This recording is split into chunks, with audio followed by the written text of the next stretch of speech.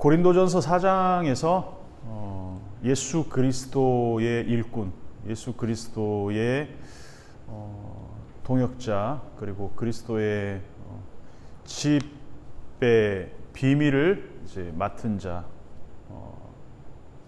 배 아래에서 노를 젓는 노예와 같이 신분적인 문제가 아니라 어떤 결정권이나 아니면 방향성이나 목적이나 이런 모든 것에 있어서 오직 하나님과 그 아들이신 예수 그리스도를 온전히 따라가는 그러한 일꾼으로서의 어떤 모습을 이제 4장에서 계속 보여주고 있는데 1절에서 5절까지는 충성스러운 일꾼이어야 된다라는 얘기를 했습니다. 그리고 나서 6절하고 7절은 본이 되는 모습, 본이 되는 자로서의 일꾼에 대해 보여주고 있고, 그래서 8절부터 13절까지는 때로는 이 일꾼은 고난을 받는 자리에 있을 수도 있다라는 이야기를 하고 있습니다. 그리고 오늘 본문에서 읽지는 않았지만 14절에서 21절까지는 때로는 아버지와 같은 존재가 되기도 해야 된다라는 이야기를 쭉 하고 있습니다. 충성스러운 일꾼이 될 수도 있고 본이 되는 자로서, 그리고 고난을 받는 일꾼이 될 수도 있고, 그리고 아버지 같은 존재가 되어야 된다. 1절에서 5절까지 그리스도의 일꾼, 휘페레소, 휘포, 에레소, 배 아래에서 노를 젓는 자, 그러니까 결정권이 없이 오직 하나님을 향한 충성이 요구되는 자. 그래서 판단 유보라는 표현을 썼습니다. 주님이 오시기 전까지 판단을 할 수는 있으나 그것이 어떤 파이널 저지먼트, 최종 판단은 결코 아니라는 것. 주님의 몫이라는 것. 그래서 판단 중지. 그래서 정리하자면 그리스도 일꾼으로서 부르심을 받은 사역자는 충성스럽게 주님의 뜻대로 사역하되 누구에게도 또 누구도 심지어 자기 자신도 자기가 판단하거나 판단받아서는 안 된다라는 이야기를 1절에서 5절까지 했습니다. 그러면서 6절과 7절에서는 본이 된다라는 표현을 쓰고 있는데 모범이 되어야 된다는 이야기를 하고 있습니다. 첫 번째 문장을 보시면 6절에 형제들아 내가 너희를 위하여 이 일에 나와 아볼로를 들어서 본을 보였으니 이렇게 쓰고 있습니다. 그래서 본을 보였다라는 헬라어는 메타라는 이 형태, 이 메타라는 그러니까 뒤에라는 어떤 그런 이 전치사하고 형태라는 뜻하는 스케마가 합한 단어입니다. 메타 스케마티사라고 표현되고 있는데, 그러니까 어떤 모습 뒤에 있는 또 다른 모습이란 거죠. 이제 이게 부정적인 의미가 되면 이런 거죠. 그러니까 고린도 후서에 3번 등장하는데 다 부정적 의미로 등장하고 있습니다. 변장하다, 가장하다, 위장하다. 어떤 모습 뒤에 있는 또 다른 모습.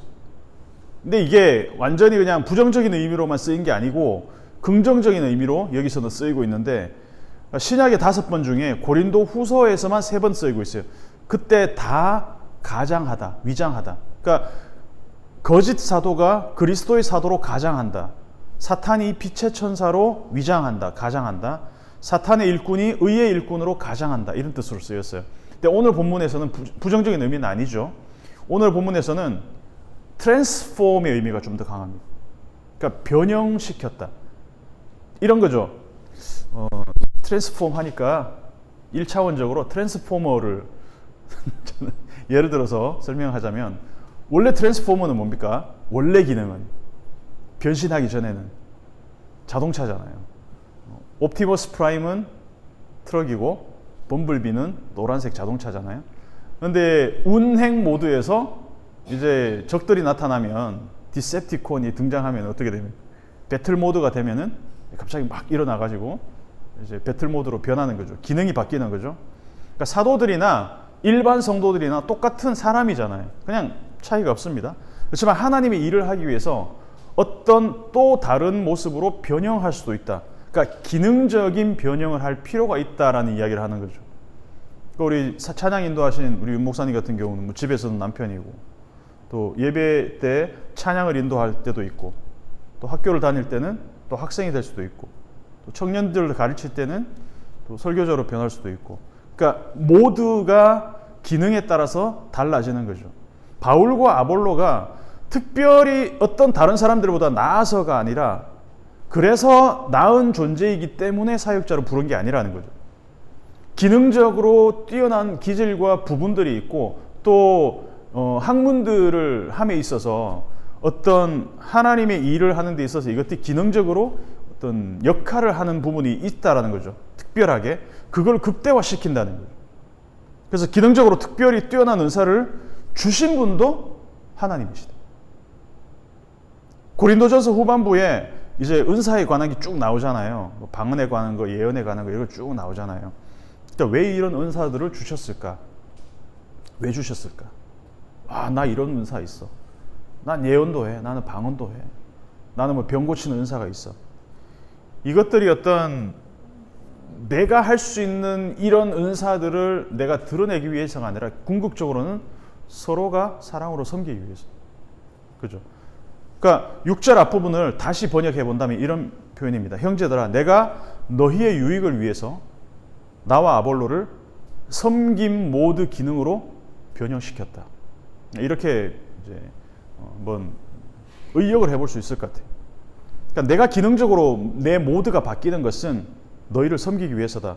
그러니까 이걸 보고 너희도 표본을 삼아서 너희에게 어떤 은사가 있고 어떤 특별한 재능이 있다면 그것을 다른 성도들을 위해서 섬기라는 말이다. 이제 본이 되었다라는 말의 어떤 의미가 되겠죠.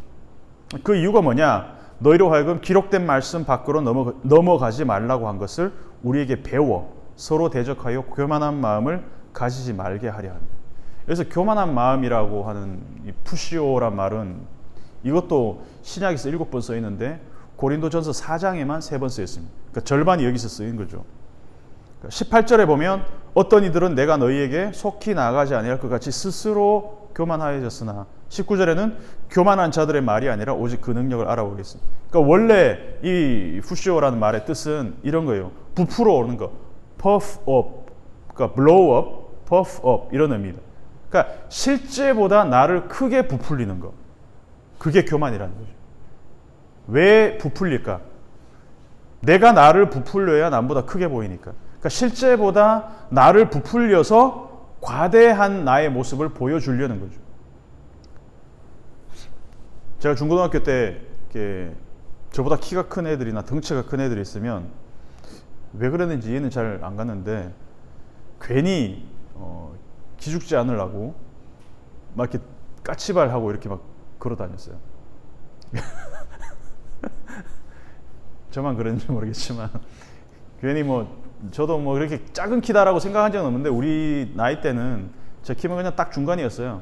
근데 괜히 막 덩치 큰 애들이나 키 큰 애들 이렇게 지나가면 그냥 안 꿀리려고 그냥 막 약간 좀 허리 꼿꼿하게 키우고 어깨도 막 펴고 이렇게 다니는 거죠.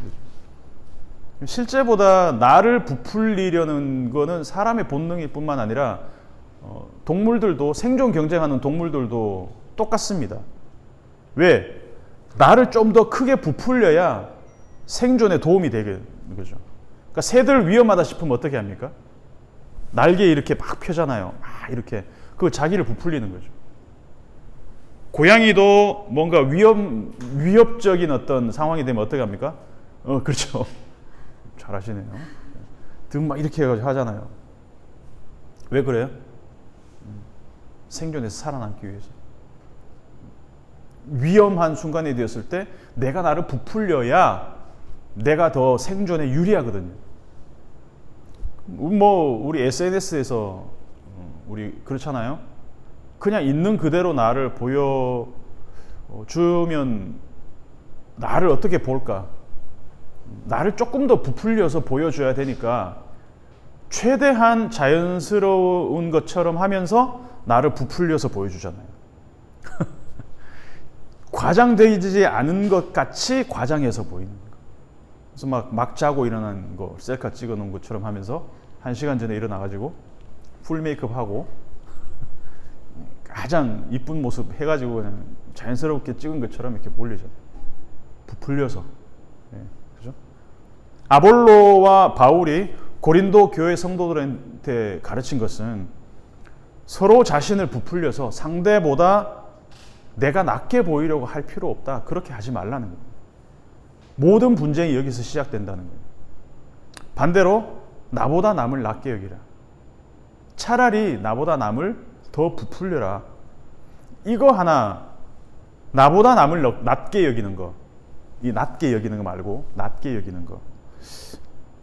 사실 이 원칙만 갖고 있어도 교회든 사회든 웬만한 문제는 없다고 생각합니다. 나보다 남을 낮게 여기는 거. 근데 이걸 자꾸 망각하는 거죠.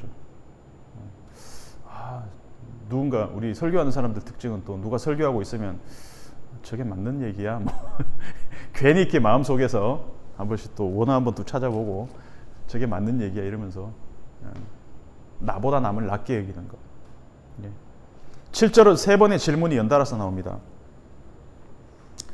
7절 한번 읽어볼까요? 누가 너를 남달리 구별하였느냐? 네게 있는 것 중에 받지 아니한 것이 무엇이냐? 네가 받았은즉 어찌하여 받지 아니한 것 같이 자랑하느냐? 세 번의 티스라는 표현이 있었습니다. 그러니까 누가도 티스, 무엇이냐도 티스, 그리고 어찌하여도 티스입니다. 영어로는 뭐 who, what, why 뭐 이렇게 다양한 의문사가 쓰이지만 헬라어로는 다 통일시켰습니다. 누가 너를 남달리 구분하였느냐? 자, 다른 절에서는 전부 너희라고 나와요. 근데 7절에서만 너라고 단수 2인칭으로 이렇게 부르고 있어요. 그러니까 제가 이렇게 설교하다가 여러분 하나가 당신 이렇게 1인칭으로 하면 뭔가 나한테 하는 소린가? 주의를 집중시키는 거죠. 그러니까 첫 번째 반문입니다. 누가 너를 남달리 구별하였느냐? 6절에서 자신을 부풀린다는 거, 이렇게 교만하다는 거, 이렇게 푸시오랑 같은 맥락이죠. 네가 그렇게 남들보다 잘나냐? 원래부터 잘난 존재냐? 남들보다 네가 특별하게 잘난 게 있어서 하나님이 나를 택하셨냐? 너를 택하셨냐?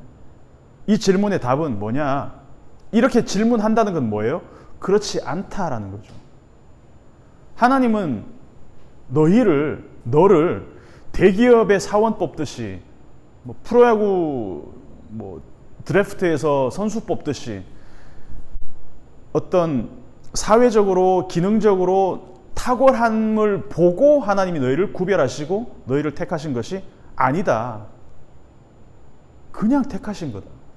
너희의 자격 여부가 아니라는 거예요. 며칠 전에 콘크리트 유토피아라는 영화를 봤습니다. 거기 보면 지진으로 모든 건물, 모든 아파트가 다 무너졌는데 아파트 하나만 뚝 서 있어요. 그리고 나서 거기 있는 사람들이 뭐라고 그러냐면 자기들이 뭐라고 그래요? 선택받은 사람이라고 그래요. 뭘 선택받아? 어쩌다 보니까 서 있는 건데. 어쩌다 보니 거기 집안이 그냥 지진의 영향권 아래 없었으니까 그냥 서 있는 건데. 자기들이 잘나서 그냥 그 아파트 살고 있었기 때문에 살아남은 거예요. 생존을 위해서 어떤 특별한 다른 일을 한 게 아니라.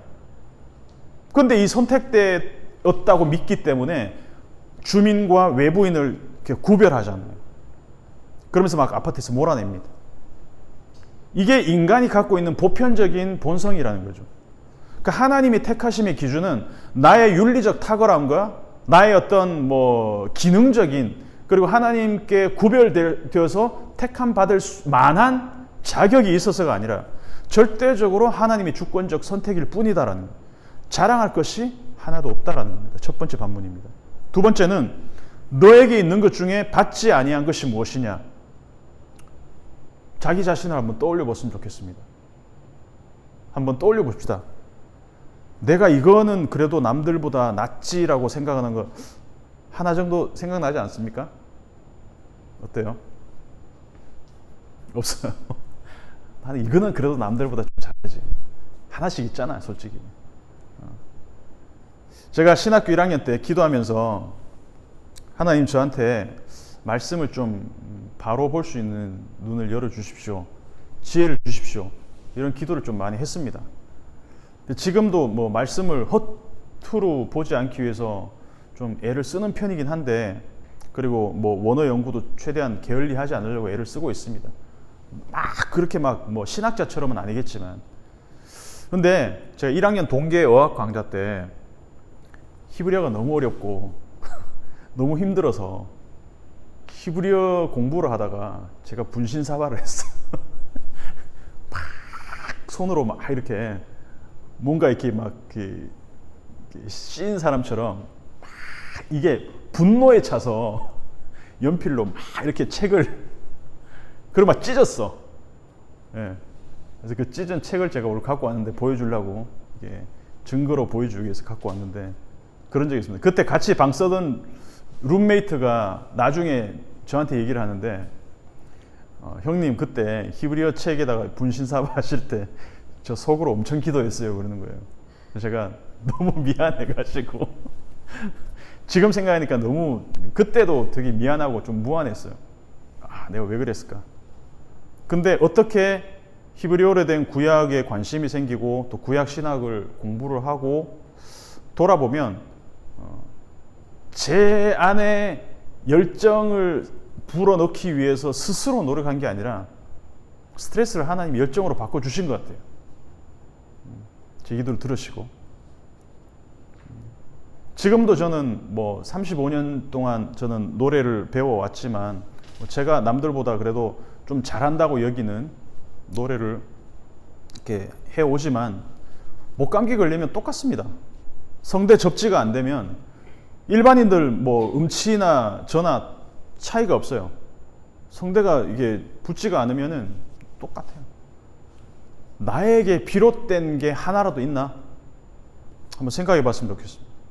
나에게 있는 것 중에 받지 않은 것이 하나라도 있나?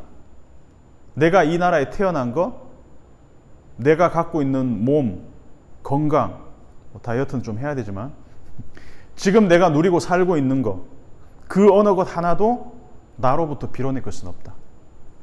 두 번째 질문이었죠. 너에게 있는 것 중에 받지 아니한 것이 무엇이냐?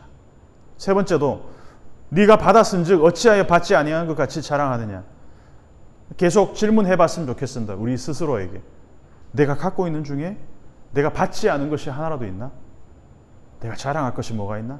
정리를 하자면 6절 7절은 바울과 아볼로 역시 고린도 교회 성도들과 똑같은 사람입니다. 하지만 하나님이 기능적으로 남들보다 어떤 탁월한 지능을 주셨다면 어떤 분야에 있어서 그건 성도를 섬기기 위해서지 스스로 잘났기 때문이 아니라는 거죠.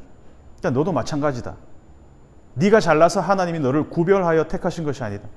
자랑할 것이 하나도 없고 내세울 것도 하나도 없고 그러니까 교만하게 너 자신을 부풀리지 말아라는 겁니다. 그러니까 1절에서 5절까지는 충성스러운 일꾼에 대해서 얘기했습니다. 그리고 6절에서 7절은 본이 되는 자로서의 일꾼, 그리고 8절에서 13절까지는 고난받는 일꾼에 대한 이야기를 하고 있습니다. 너희가 이미 배부르며 쭉 나옵니다. 10절까지. 그리고 너희가 왕이 되기를 원한다. 자, 7절에 너를 다시 너희로 바꾸었습니다. 너희가 이미 배부르고 이미 풍성하며 우리 없이 왕이 되었다. 너희와 우리를 계속 대조하고 있어요. 저는 이게 왜 이렇게 바울이 대조하고 있는지 잘 몰랐습니다. 우리는 그리스도 때문에 어리석으나 너희는 그리스도 안에서 지혜롭고 우리는 약하나 너희는 강하고 너희는 존귀하나 우리는 비천하며. 9절의 대조는 더 극적이죠.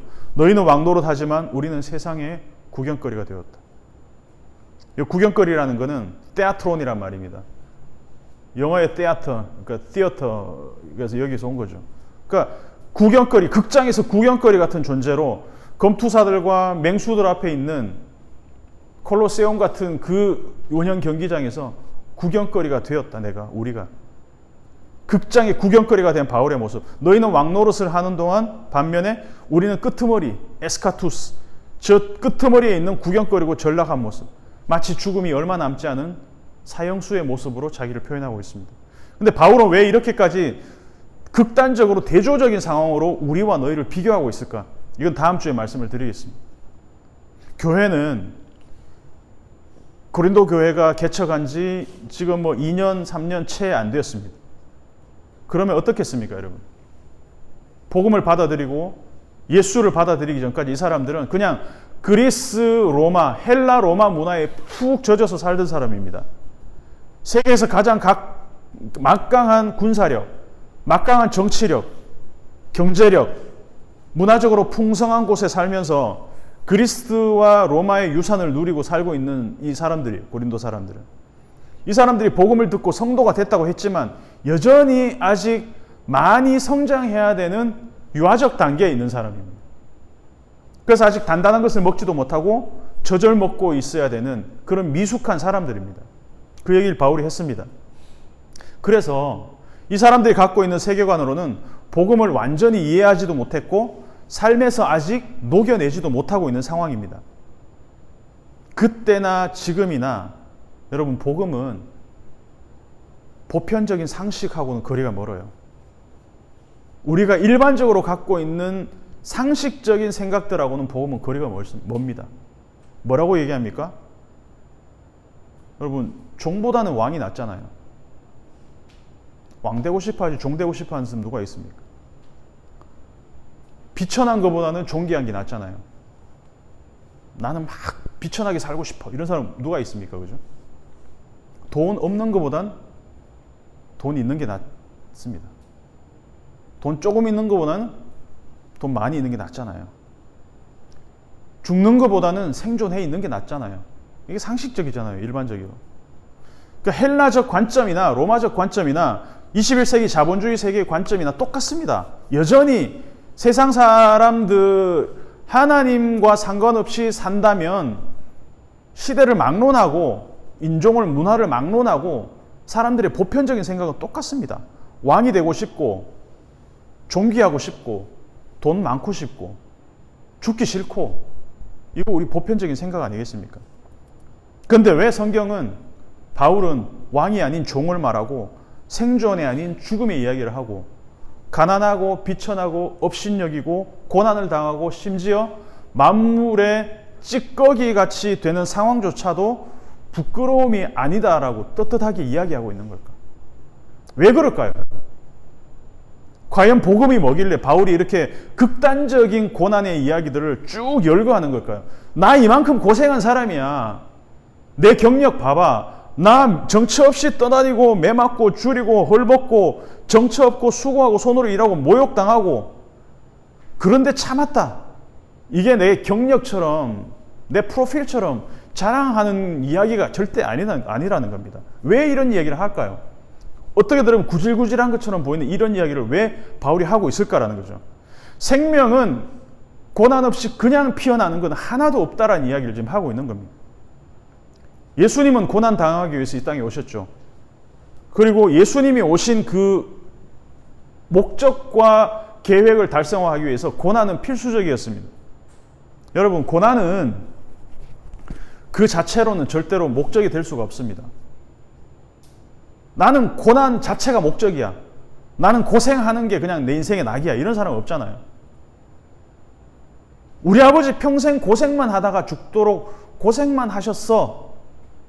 여기에는 어떤 감동도 울림도 있을 수가 없습니다. 그런데 우리 아버지는 평생 고생만 하시다 가셨지만 자식들을 위해서 헌신하는 삶을 사셨어. 그럼 여기에는 서사가 있는 겁니다.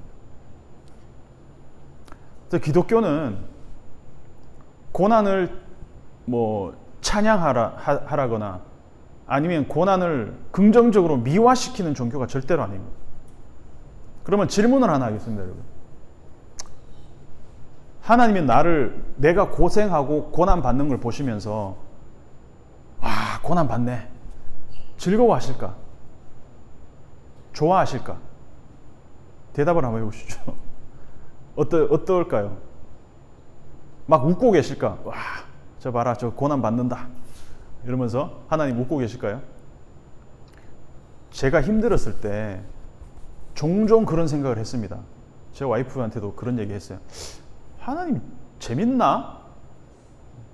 내가 힘든 상황이 재밌나? 장난하는 것. 약간 그런 얘기를 했어요. 그게 아니라는 걸 깨달았습니다. 동물들 학대하면서 막 쾌감을 느끼는 사이코패스들, 막 그런 류의 어떤 그런 쾌감인가? 그렇게까지는 생각하진 않았지만 나의 고난을 즐기시는 분인가?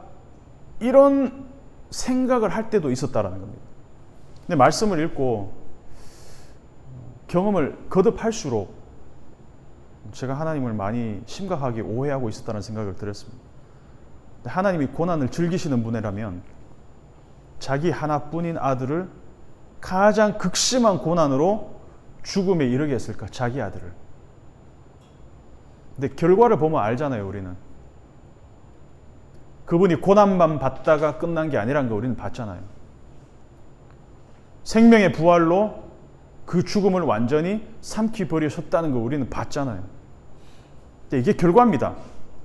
그래서 하나님은 생명이란 것은 반드시 고난을 겪어야만이 생명을 피워낼 수 있다는 것을 누구보다 잘 아시기 때문에 심지어 가장 사랑하는 아들의 고난, 그리고 성도로 부르신 우리의 고난을 하나님은 아파하시면서도 묵묵히 바라보실 수밖에 없다. 바울이 그걸 깨달았습니다. 11절에서 13절까지 한번 읽어볼까요? 시작. 바로 이 시각까지 우리가 줄이고 목마르며 헐벗고 매반지며 정처 없고 또 수고하며 친히 손으로 일을 하며 모욕을 당한 즉 축복하고 박해를 받은 즉 참고 비방을 받은 즉 권면하니 우리가 지금까지 세상의 더러운 것과 만물의 찌꺼기 같이 되었도다.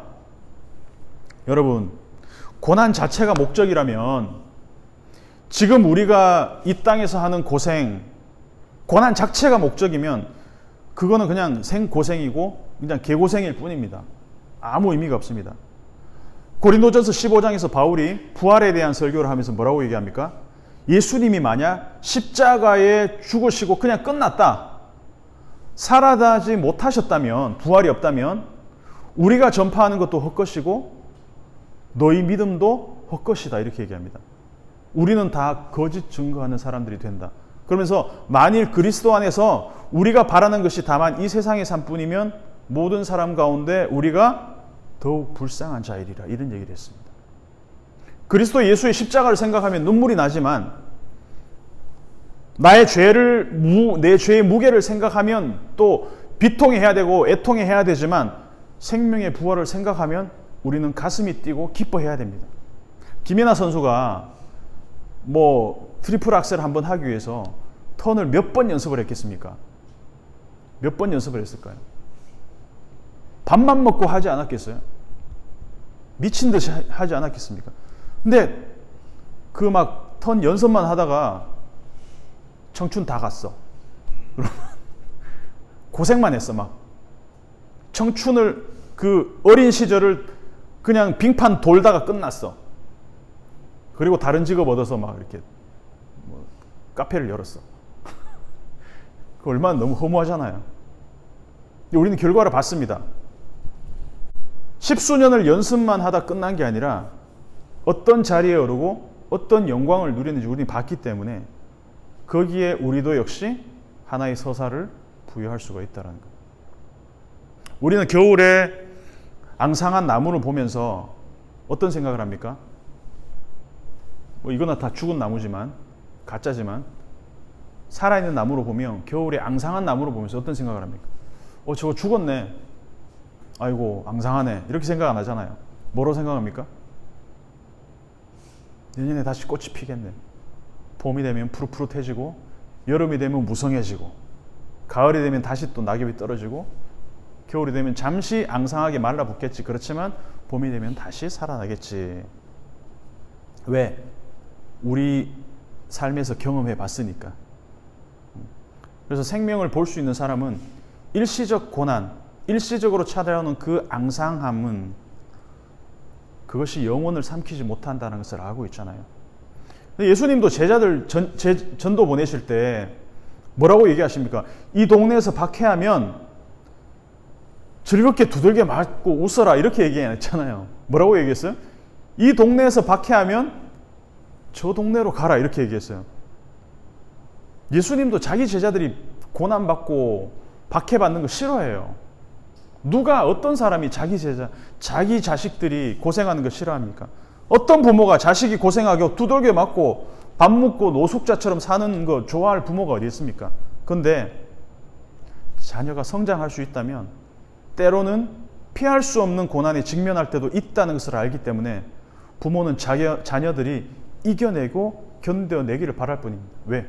그것을 견뎌냈을 때 그 고난의 열매가 있는 걸 알기 때문에. 그래서 뒤에 보면 우리가 오늘 읽은 그 본문 뒤에 보면은 바울이 이야기합니다. 14절부터 내가 너희를 부끄럽게 하려고 이것을 쓰는 게 아니다. 어떤 마음으로? 부모가 자녀에게 하는 마음으로 이야기를 쓰고 있다. 너희와 우리를 나누는 것 같지만 결국은 너희도 우리와 같은 고난받고 비방받고 매맞고 정처 없이 떠나고 너희가 이러한 우리의 모습이 될 수도 있다. 이걸 지금 바울이 뒤에 가서는 아버지의 마음으로 이야기를 하기 위해서 이야기들을 지금 풀어내고 있다는 것이죠. 결론입니다. 그리스도 일꾼은 4장 초반에서 본 것처럼 배 아래에서 노를 젓는 것처럼 휘페레소 주님이 정하시고 이끄시는 그 목적과 방향대로 충성스럽게 노를 저어가면 되는 존재입니다. 그래서 나는 철저하게 주님이 이끄신 방향대로 가야 되기 때문에 puff off, 나를 이렇게 부풀려서 풍선처럼 내가 교만해져서는 안 된다. 내가 스스로 얻어내는 것, 받은 것, 내가 구별된 것이 하나도 없다라는 것. 모든 것이 주님으로부터 왔기 때문에 하나님으로부터 오지 않은 것 하나도 없기 때문이라 그 얘기가 6절, 7절에서 나오고 있습니다. 그리고 그리스도 일꾼은 상황에 의해서 어쩔 수 없이 겪는 고난이 찾아오더라도 그 고난 자체가 아니라 고난 너머에 있는 생명의 기쁨을 항상 소망하며 살아야 된다. 하나님의 지혜는 우리의 상식과 경험으로 이해가 안 됩니다. 지금도 그렇습니다. 그렇잖아요?